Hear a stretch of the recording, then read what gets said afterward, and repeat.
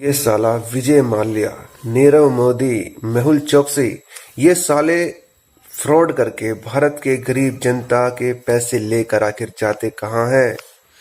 क्या हमारे कानून के हाथ इतने छोटे हो गए हैं कि उनके गिरबान तक नहीं पहुंचता, या फिर उनके पैर ज्यादा लंबे हो गए हैं?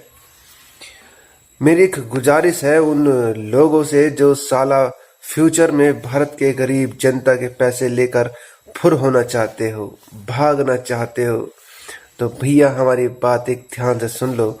भागते भागते हमारे यहाँ से उर्फी जावेद को भी लेकर भाग जाना। इससे साला देश को दो फायदे होंगे।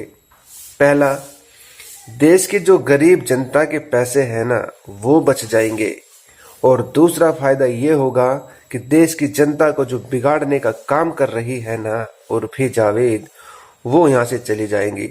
देश के दो गरीब, भुक्के, बेकारे, और गरीब तो खैर नहीं कह सकते, लेकिन भुक्के हैं, नंगे हैं और भगोड़े किस्म के इंसान कम हो जाएंगे।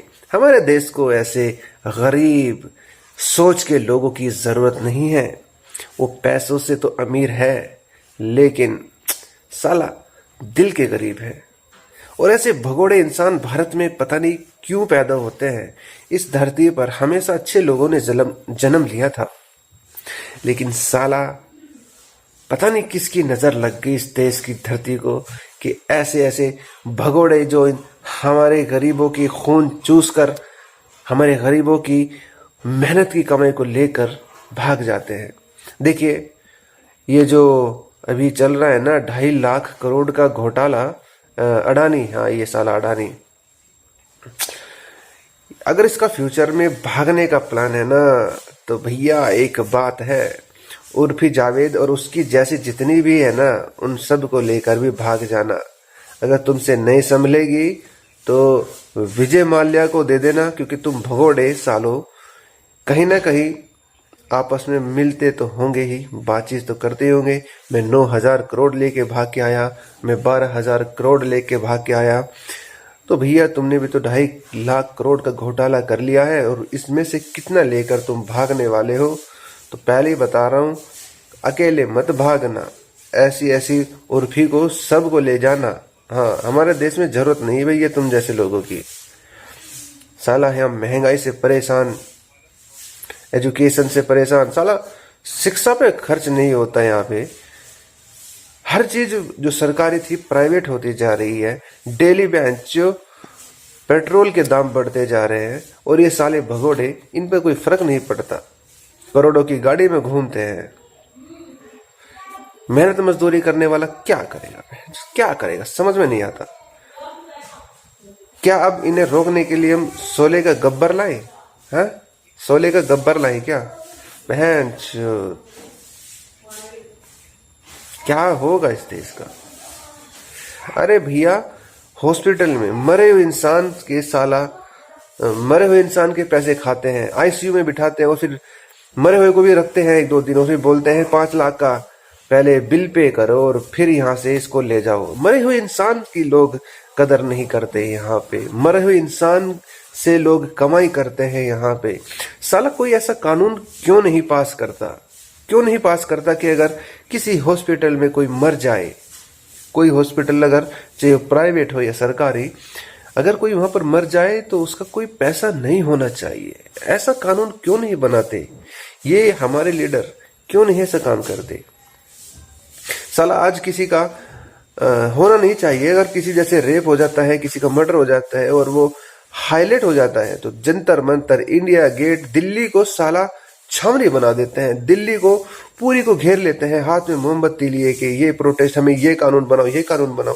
साला इस कानून को क्यों नहीं बनाते? 2 कानून कम से कम पास हो जाने चाहिए। पहला कानून तो ये है कि अगर देश का पैसा लेकर कोई भी भागेगा, चाहे वो 1 रुपया लेके भागे या 1,000 या 1,000 करोड़, उसकी सजा सिर्फ मौत होनी चाहिए, और उसकी सारी संपत्ति को सरकारी संपत्ति बना देनी चाहिए। उसके घर को कुछ सरकारी कॉटेज या सरकारी कार्यालय में बदल देना चाहिए, ताकि कोई भागने की साला सोचे भी नहीं। हमारे देश में अगर कोई घपला करके भागेगा तो उसको ये तो पता होगा कि जिस देश में क्यों ना जाए वहां पर वो मरेगा और उसकी संपत्ति सारी जब्त कर ली जाएगी। ये डर उसको साला भागने नहीं देगा। दूसरा कानून ये पास होना चाहिए कि साला कोई भी इंसान अगर हॉस्पिटल में मरता है तो उसका एक पैसा नहीं हॉस्पिटल वसूलेगा, चाहे वो वहां पर 1 महीने से एडमिट हो, 1 दिन से एडमिट हो या कभी से एडमिट हो, उससे एक पैसा भी एडमिट होने से और मरने तक नहीं लेगा। ये साले 2 कानून बन जाए तो गरीब जनता को कम से कम साला इतना तो आस हो जाएगी कि हमारा पैसा सुरक्षित है और हमारी जान और हमारा माल भी सुरक्षित है। पर साला हमारे देश की जनता कमाल है, वो इस चीज के लिए बिल्कुल प्रोटेस्ट नहीं करेगी। और इस वीडियो को देखने के बाद ना कुछ लोग तो अपना नेक्स्ट स्वाइप करेंगे, शेयर तो बिल्कुल भी नहीं करेंगे, क्योंकि क्या फर्क पड़ता है मेरे भाई, क्या फर्क पड़ता है हा? फर्क किसी को कुछ नहीं पड़ता। सब अपने मजे में है। जिसको अच्छे से रोटी मिल रही है वो खुश है, जिसको नहीं मिल रही है वो भी खुश है।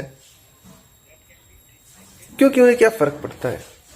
भैयों और बहनों, बस ये 2 शब्द बोल दो और कोई भी नेता इनको लूट लो। बस यार क्या बताऊं मैं तुम्हें। सब कुछ जानते हैं मेरे भाई, सब कुछ जानते हैं।